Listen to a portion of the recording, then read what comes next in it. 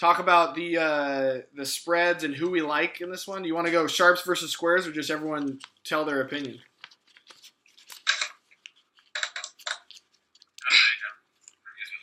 Okay. We'll go sharp squares. Okay. Bean is also a guest square. He's a guest square. We gotta let Bean take the first one. I think we'll all be able to jump in on it. We've got enough time. Okay. All right. So the first game is the Pats game, right? It's Pats at Denver, and you said Denver is now +3. Yeah, I have +3. So do I. Okay. So +3, Denver +3. Huff, you wanna start? You wanna let Beaner start? I think we'll let Beaner start. Beaner, who do you like in this game? Beaner's vacated the area. Oh, All right, yeah. we'll catch him on the next one. Okay. The Patriots are going to win this game. They're going to absolutely blow out Denver. I'm sorry. Like, Denver's D is the strength of this pass rush. With Brady being able to get the ball out of his hands, healthy receivers. I think they know how to coach against Peyton Manning to limit him. I think they can stop the run. I think they win by. I think it's a 10-point game. I could not agree with you more. I think I actually think the Patriots will do what they usually do after coming out. I think they ran the ball like twice last game. Yeah. I would not be surprised to see in the first drive like extra offensive linemen, heavy personnel, and they just cram it down their throat and they run it and they just. Did you not see New England getting out ahead 13-0 and then watching Peyton Manning try to? And they're gonna do just enough to make Peyton Manning throw the ball long, which you can't do. I think New England runs away with this thing. I think it's a blowout. I agree. Sharps? Sharps? Want to let him have it? You guys totally agree, right? Totally. All right. So, Bubba and I have been talking about this game earlier in the week. yeah. Let's start with the numbers. We ran the numbers like we usually do, and this is one of the bigger advantages I've seen over the course of the season. Our line was Denver -5.5, so you're looking at an 8.5 point difference between the number that Vegas put out there. So right off the bat, I'm looking for reasons why New England may be overvalued in this situation. And I think that if you look at the numbers in terms of where the public is at, you're going to see a huge percentage of public betting on at the clip of 8% right now on the Patriots, which is not hard to figure out exactly why. So, we've talked about it. I think the Broncos defense is really good. I think that they have the best pass defense in football, or one of the top two, either them or perhaps Carolina. So they match up really well with the Patriots, and we saw that when they played a few weeks back or midway point in the season. That they matched up well. The Patriots are going to make plays. It's just Tom Brady's going to make football plays, but I think they have the ability to match up fairly well on the defensive side of the ball, get pressure on Brady. The Patriots' run offense is shit. I mean, I think they ranked 29th in the NFL during the season, which, I mean, they're still versatile. I do worry a little bit that Belichick and company may get together and come up with this great game plan in order to be effective on the running game and be more balanced. But I do have some reservations here, though, because Peyton Manning is playing like a replacement level quarterback right now. And so it's really hard for me to throw money behind him when I can just see him having one of those nightmarish games like he seems to have against the Patriots in the playoffs all the time in cold weather. I don't know if the forecast is calling for it, but I'm sure it's going to be cold. Peyton Manning in cold weather? I mean, yeah. It's funny let's mention that. I heard, I was actually talking to Reuter earlier, and he brought up the cold weather. I looked up, it's supposed to be, it's a 105 kickoff in Denver, and it's supposed to be 49 degrees. So it's not going to be as cold as most people think. I understand Peyton. I mean, Peyton can't. It's duck season every time he throws the ball. I get that, but I think the weather aspect is going to be a little bit overstated. I think a lot of the public is thinking about the weather aspect in Peyton's arm. I think it's a little bit overstated in this case. Yeah, well, you saw him struggle 49 degrees, but is it going to blow windy? I mean, when it gets windy, I mean, You saw the last game Denver played at home. It was 20-mile-an-hour winds. I mean, I'm not debating the fact whether he has a noodle arm or not. I mean, the last game was very windy too. He's got a Steve Smith arm. Is what you're trying to say. The last game in Denver was obviously 15, 20, 25-mile-an-hour winds. And I'm not saying Peyton Manning played great. I'm not saying he is great, but he was borderline serviceable last week. Tom Brady has a quote that says, "I'm a fucking machine in cold weather." He's on the record for saying that. I'm not debating that. I'm just throwing it out there. I think I think this is going to be a game that actually comes down. You guys have been talking about the run game. Denver's finding their groove in the run game, and as lopsided as the game was last week, Kansas City ran the ball against New England. I know New England's being touted one of the best front sevens Belichick's ever had, yada, yada, yada. But I think this is going to be a game. Kubiak's going to try and take it out of Peyton's hands, as weird as that is to say, as much as possible, and work the ground game.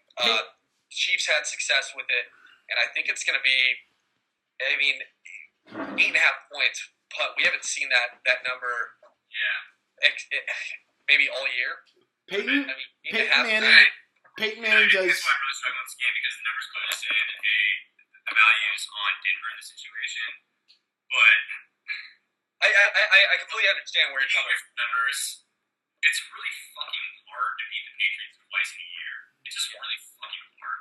You know what I mean? Like, you get into revenge factor and whatnot, and whether or not that's a credible argument, but it's just really hard to beat the Patriots twice in a year. I don't care that they're at home. It gives me all sorts of reservations. That said, though, I caught 3.5 earlier in the week. I booked it, so I'm on the Broncos plus 3.5. I just, there's too much value in my opinion on that side.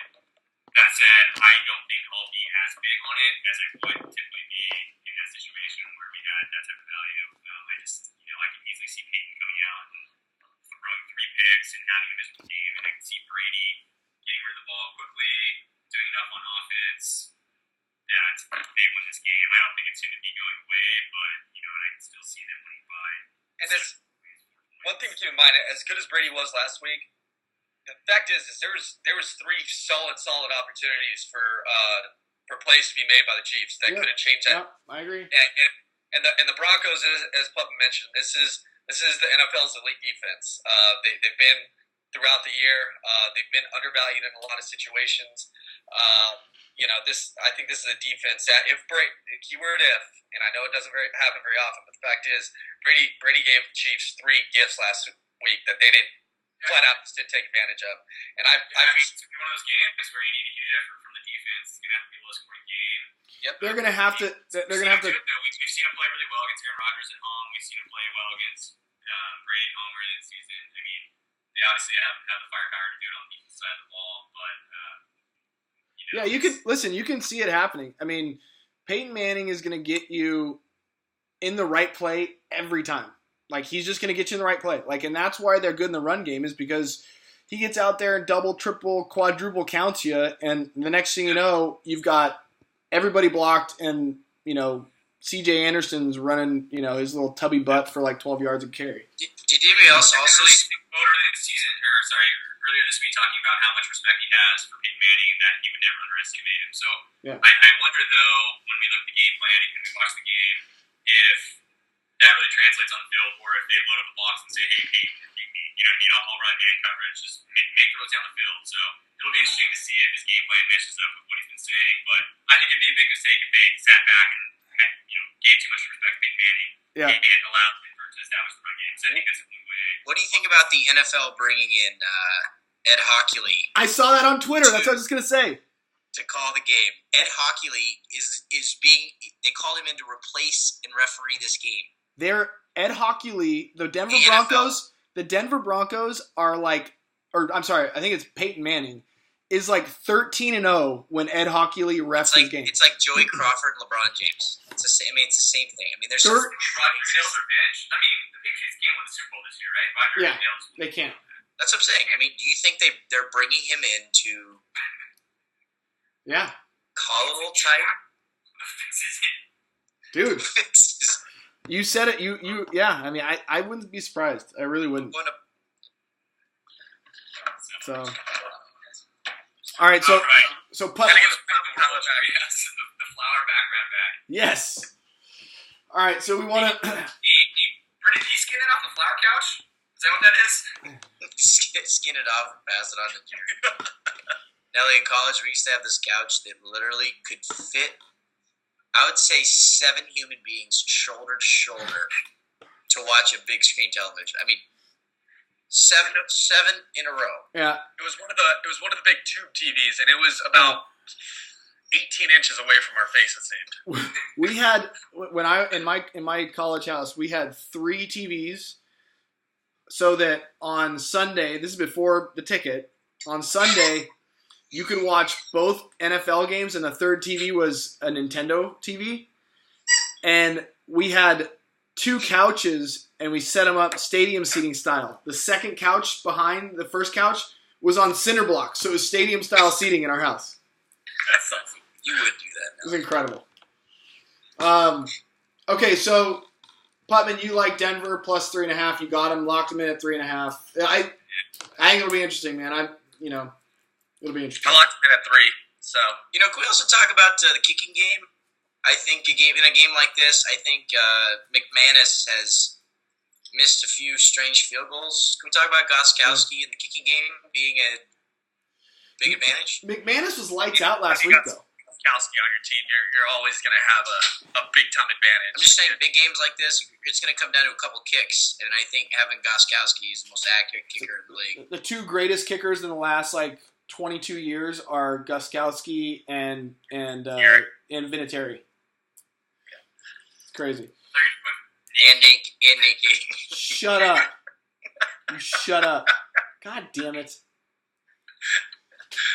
Oh, should I have said Nick Novak? He's a really nice guy. You want to talk about Ryan Leaf too while we're at it? Yeah.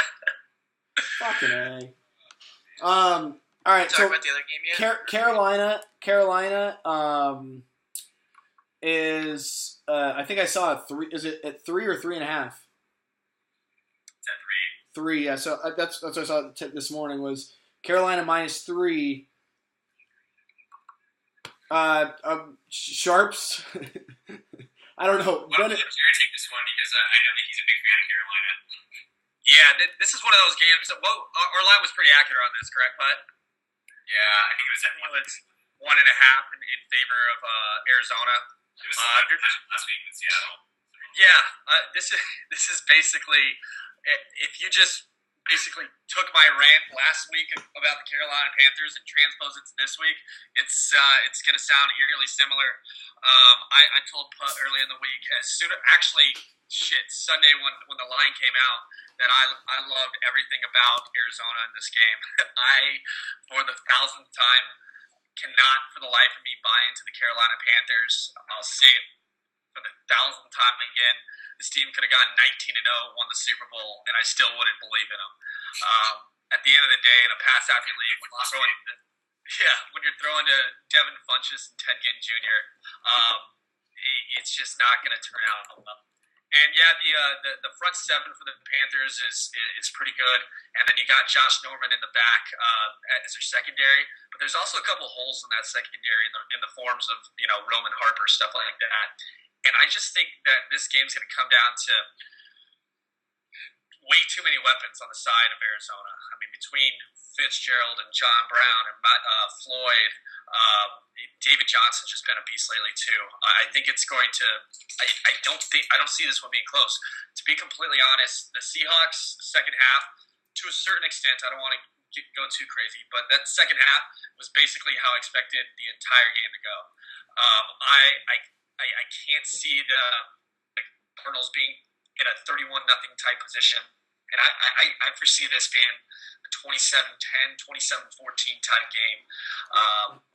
I cannot buy into the Carolina Panthers. I won't buy into them. So I love everything about the Cardinals getting 3 in this game, lock and loaded early in the week. So I like Cardinals just because I like Cardinals, but does Carson Palmer scare you? Anytime you get Carson Palmer, he's been in the league, 10, 12 years, however long it's been, and, to get your first playoff win just last week looked like dog shit be lucky to escape with a win, saying something. But I've got trust. It's not, I guess, to answer your question, yeah, he scares me, but he doesn't scare me as much as the rest of the team pumps me up. David Johnson, Bruce Arians, that defense, Peterson, there's so much more good than bad to me in this situation. And I just foresee, like I said, 27-10, 27-14 type game with the Cardinals heading to the Super Bowl. I love it. I'm a big fan of BA, man. Bruce Arians he's last week he could have, other coaches I think kind of shell up, and he let Carson just cut it loose. It was great. Yeah, I know. As a fan, would you just love to see Belichick and BA in the Super Bowl? For sure. That's great now. Yeah. Let me touch on something earlier when he talked about, kind of the inconsistency in Pete Carroll and what he does. Bruce Arians has been touted as, gunslinger, go get him, take chances, be aggressive. Week 1 of the playoffs last week, he had situations where he should not have been passing it. He's passing it. He's gunslinging around. He's doing what he's got to do. I love seeing that. Moji, stop. Plus, he's rocking a Kangol. I love everything. He's I love everything about the Cardinals in this game. I would love to see Bruce Arians. I'd love to see Bill Belichick kind of go head-to-head. I think that'd be set up for a great Super Bowl. Arizona's been number 1 in our power rankings throughout the year, and I think they prove it come this Sunday. What's the worst Super Bowl matchup? Well, Putman, you're not going to be down here, I don't think. We're all the rest of us will be together for Super Bowl at my brother's party, which we'll get into in a couple weeks. What's the worst Super Bowl matchup? Broncos, Panthers. For sure. Who watches that game? Who cares? I'd probably tune in. I tune in, but Hey, Willis. That's Willis. Patrick Willis' dog. Hey, Matt, how's the leg? He's good, man. The leg good? Is he ready to come out of retirement? We can use him. He's put on some weight. I saw him last night. He's on the juice, man. He's not. He ain't passing an NFL drug test. I'll tell you that. No, he's on steroids every day. So I'm gonna go ahead. I'm gonna go and put this down there. And how do you discredit Luke Kuechly and Thomas Davis and Josh Norman? I mean, if you look at all the Super Bowl teams, the common thread is a legitimate shutdown corner and run stoppers. I mean, it just seems like that's the threat, and they just seem to have that with an elite quarterback. So I'm going the other way here. I'm taking Carolina, just because all you guys love Arizona. Fuck you guys. All right, Huff. What was our final count at for Jerry? 36. 36. 36? Yeah. Jerry, when he texted, said, "How many times are you going to say the word fuck in this?" I said 47. Damn it. Yeah. I kind of lost count, but I was trying to keep track. And, we may have to go to the tape, but I got about 36. Is that what I was not? Challenge that. End of the red flag. All of our listeners and watchers, I'm sure, will respond with how many exactly. Oh yeah. I think there were more fucks than we have listeners and watchers. Way more. Anything else we need to cover, boys? I think that was good. I actually gotta go. I'm keeping the beans up, so all right. I'm out for this next week. Next week we should do like a prop show. Talk about props to Super Bowl. I love it. I love it. Keep the texts up during the game. Those are fun. All right, later, fellas. See you, boys.